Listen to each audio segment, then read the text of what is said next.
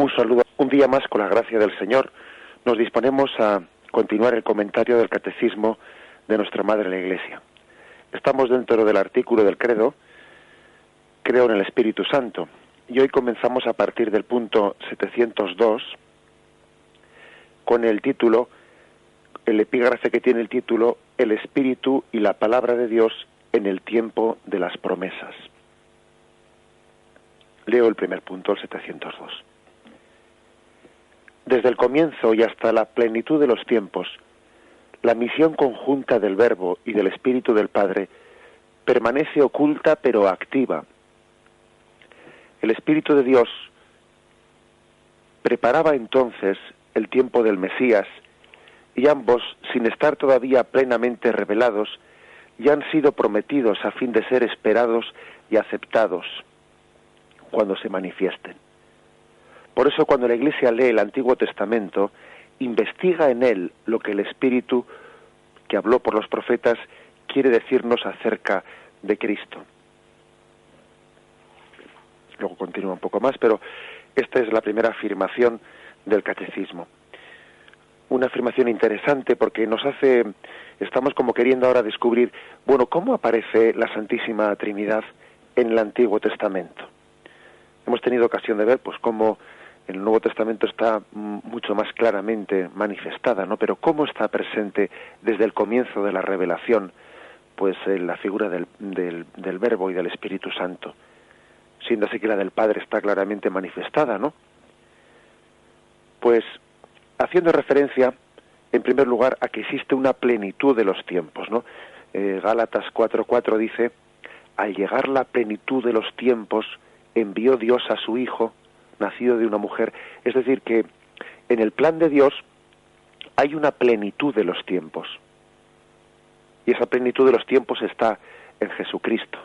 Nosotros hemos tenido la suerte, el don de Dios, la gracia de, bueno, pues de haber venido a este mundo en la plenitud de los tiempos.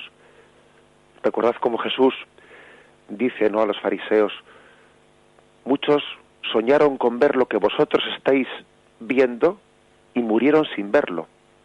Y se refiere a que muchos en el Antiguo Testamento soñaron con ver el cumplimiento de las promesas. Muchos soñaron, ¿no?, y desearon y suspiraron por ver, como el anciano Simeón tuvo la gracia de ver, ¿no?, pues el prometido, el deseado de las naciones, a Jesucristo, y murieron sin verlo. Y a vosotros os ha tocado ver este momento de la plenitud de los tiempos en Jesucristo. Y sin embargo no lo apreciáis, ¿no? Esa es la controversia que mantiene Jesús con los fariseos. Hay una plenitud de los tiempos.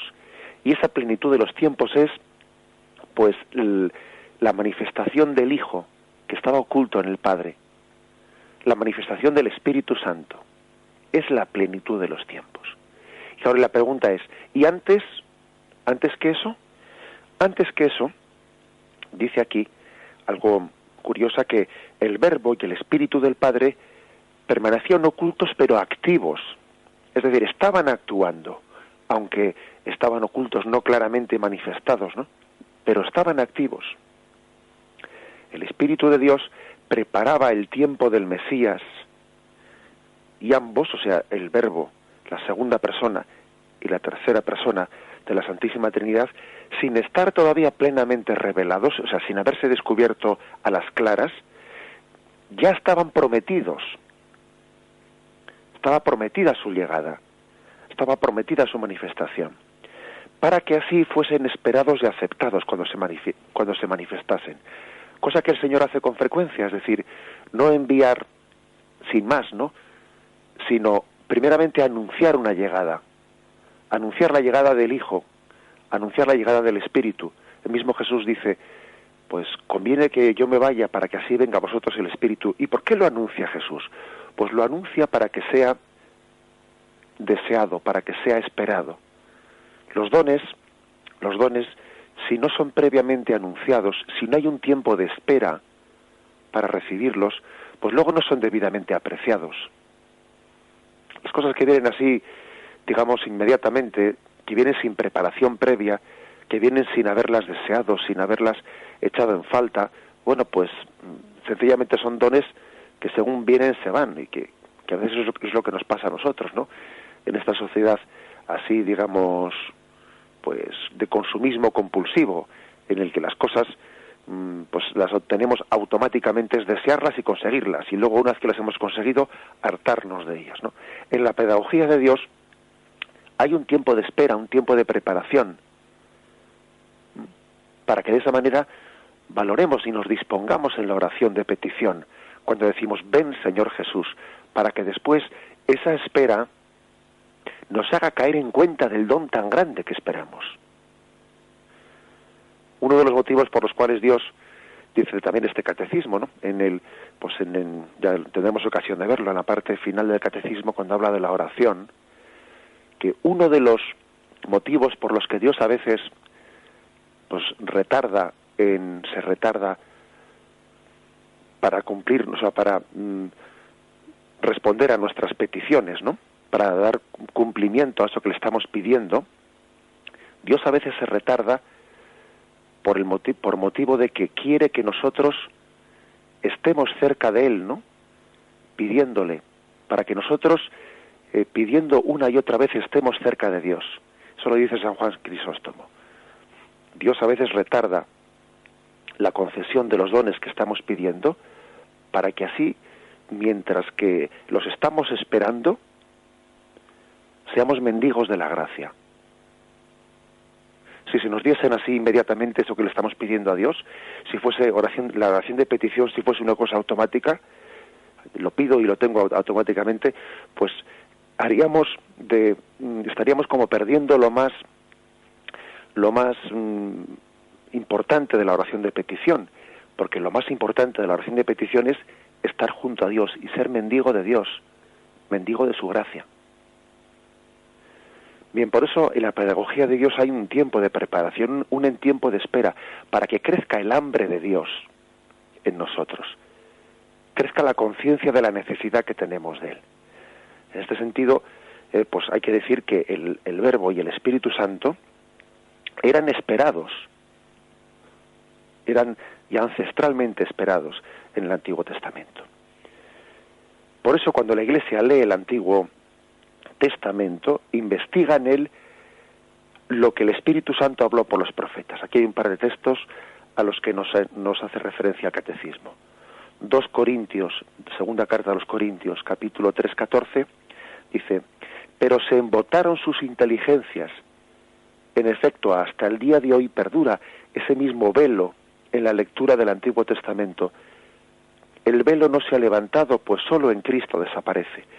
Claro, es decir, si no se entiende que todo el Antiguo Testamento era una espera a la llegada de Jesucristo, que formaba parte de una pedagogía de Dios en su revelación hasta llegar a la plenitud de los tiempos en Jesucristo y en Pentecostés, en el Espíritu Santo, pues entonces uno no entiende el Antiguo Testamento.